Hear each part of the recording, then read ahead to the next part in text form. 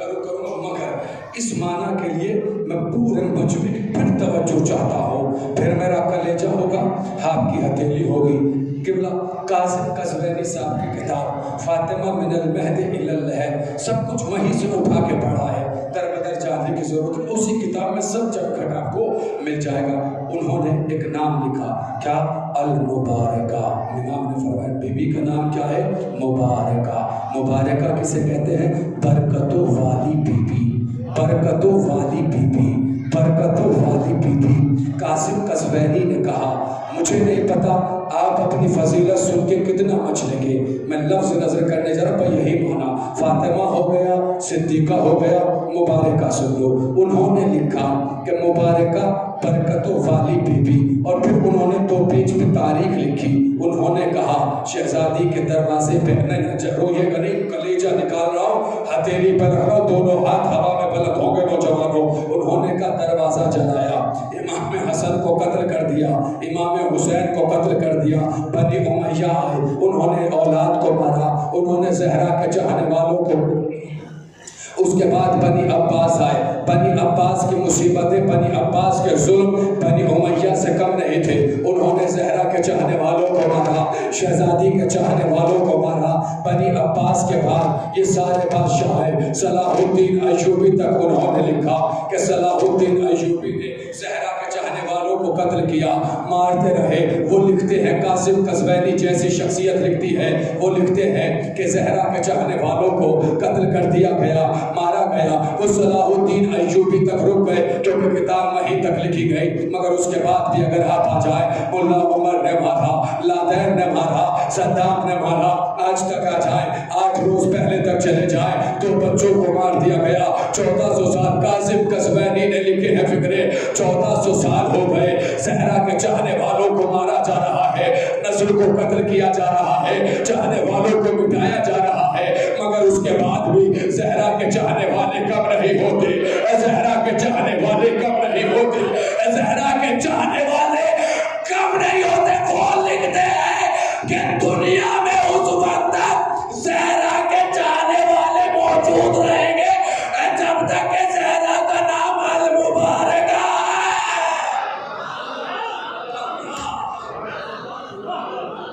جب تک نام المبارکہ ہے، کہ یہ اسم المبارکہ کی برکتیں ہیں کہ آج تک نسل زہرا موجود ہے۔ آج تک آپ خوش ہوئیے گا، آپ کی زندگی کی علامت اسم زہرا ہے، آپ زندہ ہیں کیونکہ شہزادی کا نام المبارکہ، برکتوں والی بی بی، الصدیقہ، سچائی کا مرکز بی بی، الفاطمہ، جہنم کی آگ سے چھڑانے والی بی بی۔ شیخ عباس امی مفاتیح الجنان کے رائٹر، انہوں نے کتاب لکھی مسائل کی بیت الاحزان، لفظ فاطمہ سے شروع کیا تھا وہی آیا۔ انہوں نے اپنی کتاب لکھنے کی وجہ بیان کی ہے، کہتے ہیں کہ میں سفر پہ نکل رہا تھا کہ راستے میں ایک لوہار کی دکان نظر آئی، تو میں نے سوچا کہ راستے کے لیے خنجر جوا خرید لی، ضرورت زندگی کی سے ہے، راستے میں ضرورت پڑ جائے تو کام آئے گی۔ کہتے ہیں کہ وہ لے کے چلے، دکان پہ پہنچے۔ اب آپ سب نے لوہار دیکھے ہیں،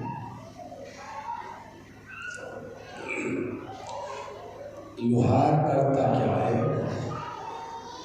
پہلے لوہے کو آگ میں رکھتا ہے، ایسا ہی ہے، اس کے بعد اس لوہے کو جب سرخ ہو جاتا ہے تو ایک چمٹی سے پکڑتا ہے، ایسا ہی ہے۔ جب میں نے اسے پڑھا تھا میں رونے لگا تھا، دل رو رہا تھا، عجیب و غریب سے آپ کے لوگ ایسے ہی ہے، چمٹی سے پکڑتا ہے، باہر نکالتا ہے، پھر اسے کوٹتا ہے۔ وہ لوہا گرم ہو کے سرخ اتنا ہو جاتا ہے، اگر آپ ہاتھ سے پکڑے تو آپ چربی پگھل جائے، آپ پکڑ نہیں سکتے اس ہاتھ سے۔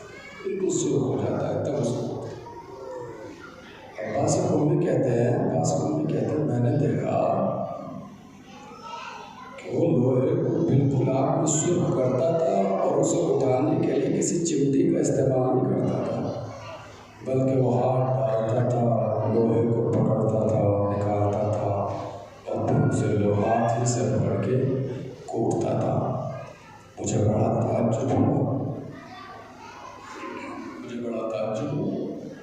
کہ اتنا گرم لوہا آدمی کی ہڈیاں بھی پگھل جائے اور یہ ہاتھ سے گرم گرم لوہا سبھی سے آگ سے نکال رہا کوٹ رہا، اس کے ہاتھ میں کچھ بھی نہیں ہوا ہے۔ اس نے اس لوہار سے آپاس کو کہتے ہیں لوہار سے برات کی۔ میں نے کہا یار یہ بتاؤ ماجرا کا، یہ تو ناممکن سی بات ہے، یہ ایسے کیسے ہو سکتا ہے؟ کہ پہلے تو اس نے درگزر کیا، پھر میں نے بہت اصرار کیا، تو جب میں نے اصرار کیا تو اس نے بتایا کہ ٹھیک ہے جب آپ اصرار کر رہے ہیں تو سنیے، اب منبر ہے، لفظوں کی طہارت کو سمجھیے گا اور پس منظر کو سمجھیے گا۔ وہ کہتے ہیں کہ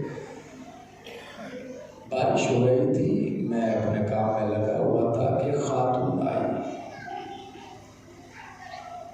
پردے میں تھی، اور اس نے آنے کے بعد مجھ سے کہا کہ میرے گھر میں 2 دن سے بچے بھوکے ہیں، فاقے کا عالم ہے،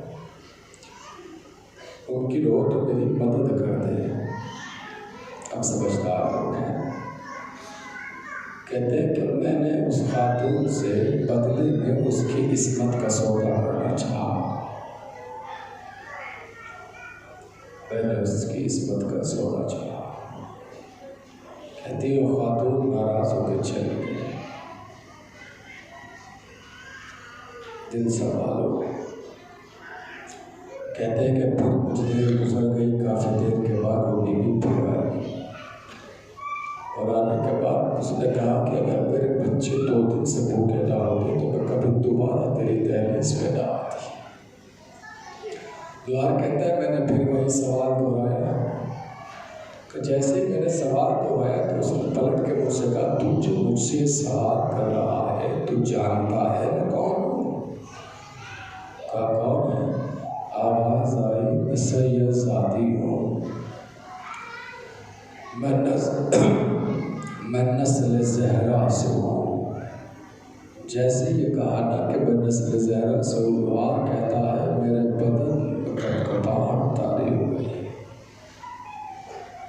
میں نے فوراً ہاتھوں کو جوڑا اور جوڑنے کے بعد جتنا ممکن تھا میں نے اس کی مدد کی، اور مدد کر کے بس اس سے ایک بات کہی، وہ یہ کہ اے بی بی اپنی دادی سے میری شکایت نہ کرنا۔ اے بی بی اپنی دادی سے میری شکایت نہ کرنا۔ چاہنے والے بیٹھے ہیں سب اسی زمرے میں آتے ہیں، میری شکایت نہ کرنا۔ کہتے ہیں کہ وہ بی بی چلی گئی، میں رات تک کام ختم کر کے بستر پہ آرام کرنے کے لیے لیٹ گیا، میں سو گیا۔ جب میں سویا تو رات میں خواب میں میری شہزادی زہرا آئی، شہزادی میرے خواب میں آئی ہے اور آ کر کہتی ہے اے فاشاکس تو نے میری نسبت سے ایک بیوی کا احترام کیا ہے، جا زہرا تجھے تحفہ دے رہی ہے، اب دنیا میں بھی اور آخرت میں بھی تجھ پہ آگ حرام ہے۔ کہتے وہ دن ہے اور آج کا دن ہے کہ مجھے آگ کبھی جلا نہیں پائی۔ سن لیے آپ نے مصیبت، وہ بیوی جو دوسروں کو آگ سے بچا رہی ہے اسی کے دروازے پہ آگ لگی ہے۔ ایام عزائے فاطمی ہے، شاید آپ کی آوازیں اب بلند ہو جائے، اسی کے دروازے پہ آگ لگی ہے۔ در و دیوار کے درمیان آ گئی زہرا، کہاں ایک ربیع الاول، کہاں ایک جمادی الثانی، اتنا لمبا 2 تاریخ، کہاں اتنا لمبا عرصہ۔ اس ایک بیوی کی پسلیاں ٹوٹی تھی، 3 مہینے انہیں ٹوٹی ہوئی پسلیاں اور زخمی بازو سے تسبیح پڑھی ہے۔ وہ بیوی جو طاہرہ ہے، جو راضیہ ہے، جو زکیہ ہے، جس کے استقبال میں نبی کھڑے ہو جاتے تھے اللہ جانے کہ اس بی بی پہ کون سی مصیبت ٹوٹی کہ وہ بی بی پڑھنے لگی صبح علیہ مسایا بلو انہا صبح الایام سرنا لیالہا۔ آپ کی آواز بلند ہو گئی۔ وہ بیوی جو سال بھر اپنے بچوں کو پرسہ لینے آتی تھی، آج ان کے بچوں کو ان کا پرسہ پیش کرو۔ امام حسن حسین کو وقت کے امام کو۔ اور یہاں سے مسائل سنو، بالکل اسی نہج پہ پڑھتا چلا جاؤں گا۔ آپ رونے شروع کر گئے، آپ آمادہ گریہ ہے۔ اللہ آپ کی آواز و آپ کی آنکھوں پر رحمت نازل فرمائے۔ سنے یہاں سے بسایا کہتے ہیں کہ زندگی کا دستور بن گیا شہزادی کی کہ روزانہ اپنے بابا کے مزار پہ جاتی، جا کے کہتی السلام علیکہ یا ابتا، پھر مرثیہ پڑھتی صبح علیہ مسایا بلو انہا، بابا مجھ پہ اتنی مصیبتیں ٹوٹی، اگر دنوں میں پڑھتی تو تاریکی شب میں تبدیل ہو جاتی۔ ایک دن شہزادی قبر رسول سے واپس آئی، گھر میں آ کر بیٹھ گئی۔ بالکل آہستہ آہستہ میں پڑھ رہا ہوں، میں پڑھتا چلے جاؤں گا، وعدہ ہے میرا، اگر آمادہ گریہ ہے آوازیں بلند ہو جائیں گی۔ آئی، گھر میں ٹیک لگا کے بیٹھی تھی کہ علی گھر میں داخل ہوئے۔ علی نے سلام کیا، السلام علیکم یا بنت رسول اللہ۔ شہزادی نے جواب دیا، علی نے کہا اے بنت رسول، مدینے کے لوگوں نے آپ کو سلام کہا ہے۔ اور اس کے بعد کہتے ہیں اے بنت رسول، مدینے کے لوگوں نے کہا ہے یا تو دن میں رویا کریں یا رات میں۔ آپ کے رونے سے ہمارے کاروبار دنیا میں خلل پڑتا ہے۔ سنو وہ شہزادی کا جملہ، شہزادی کہتی ہے ابو الحسن ان سے کہہ دے کہ فاطمہ بہت دنوں کی مہمان نہیں۔ جزاک اللہ، جزاک اللہ، مولا آپ کی آوازوں پر رحمت نازل فرمائے۔ پھر شہزادی کہتی ہے اے ابو الحسن آپ سے گزارش ہے جی بھی بتائیے، ہمارے لیے جنت البقیع میں ایک حجرہ بنوا دیجئے جہاں جا کے ہم اپنے بابا کا ماتم کیا کریں۔ مولا نے جنت البقیع میں ایک حجرہ بنوایا جسے بیت الحزن کہا گیا، غم کا گھر کہا گیا۔ اب شہزادی کا دستور کیا ہے؟ صبح کو بچوں کو لیتی ہے، بیت الحزن جاتی ہے، بابا کو روتی ہے، پھر واپس آتی ہے، پھر جاتی ہے، یہی چلتا رہا۔ ایک دن بیت الحزن سے واپس آئی، بڑی گنہگار ہوگی وہاں جو اب نم نہ ہو سکے، واپس آئی۔ علی نے چہرہ بطول دیکھا، دیکھ کے کہا اے بنت رسول جب سے آپ کے بابا نے دنیا چھوڑی ہے آج پہلی بار چہرے پہ بحالی دیکھ رہا ہوں۔ علی کا ہاتھ شہزادی نے پکڑا، پکڑ کے کہا ابو الحسن مجھے کچھ باتیں کرنی ہے، ارے بچیوں کو کنیز کے ساتھ روانہ کیجئے، بچوں کو نانا کے مزار پر بھیجئے۔ حسن و حسین نانا کے مزار پہ چلے گئے، بچیاں کنیز کے ساتھ چلی گئی۔ مولا کی کلائی کو پکڑا، شہزادی بیٹھ گئی، بیٹھ کے کہا اے ابو الحسن میں بابا کی قبر پہ بیٹھے بیٹھے رو رہی تھی کہ روتے روتے میری آنکھ لگ گئی، خواب میں بابا آئے تھے، اے بنت فاطمہ ہم تمہیں لینے آئے ہیں۔ اے ابو الحسن یہ بابا سے ملاقات کی بحالی ہے۔ اجرکم علی السلام، اجرکم علی السلام۔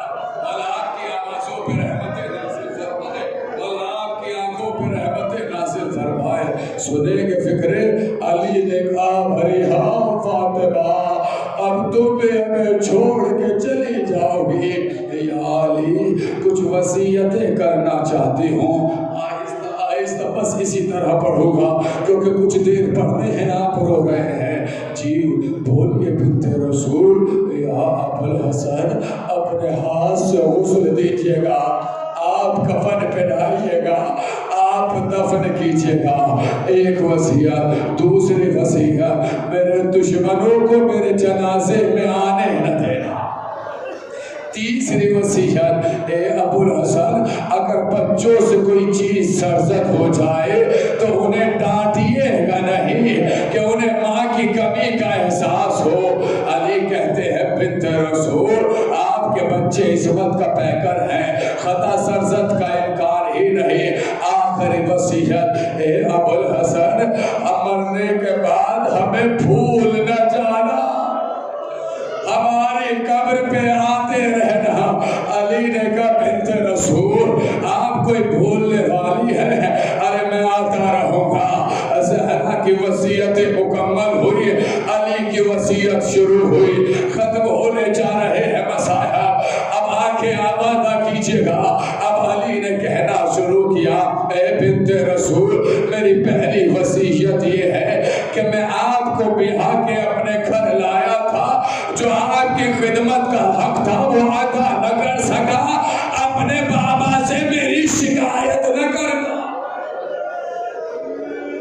جزاک اللہ جزاک اللہ، مولا آپ کی آوازوں پہ رحمت نازل فرمائے، اپنے بابا سے میری شکایت نہ کرنا۔ اور دوسری گزارش، اے شہزادی اپنے بابا کو میرا سلام کہنا۔ تیسری نصیحت، اے شہزادی میں آپ کی قبر پہ آتا رہوں گا مگر جواب سلام اپنے کانوں سے سنو۔ لو عزیزو ابھی وصیت مکمل ہوئی تھی، اب جملہ سنو مصائب کا کہ اتنے میں کسی نے دروازے پہ زور زور سے دکل بھاپ کرنا شروع کیا۔ علی نے آواز دی، کون؟ باہر سے آواز آئی، بابا ہم حسن و حسین۔ علی دوڑ کے دروازہ کھولتے، حسن و حسین گھبرا کے گھر میں آئے۔ علی نے کہا بیٹو میں نے تمہیں لالا کے مزار پہ بھیجا تھا، ارے واپس کیوں آ گئے؟ کہ بابا جب ہم لالا کے مزار پہ گئے دادا ابراہیم کی آواز آئی، اے فاطمہ کے یتیمہ تو پگڑا چلا، اے بابا ہمارے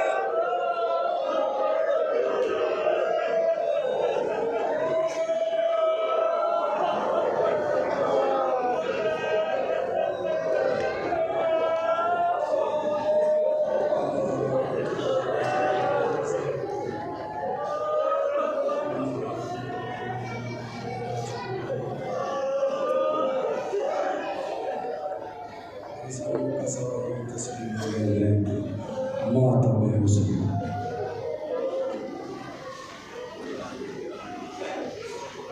موبائل لے کے جا پڑے گا۔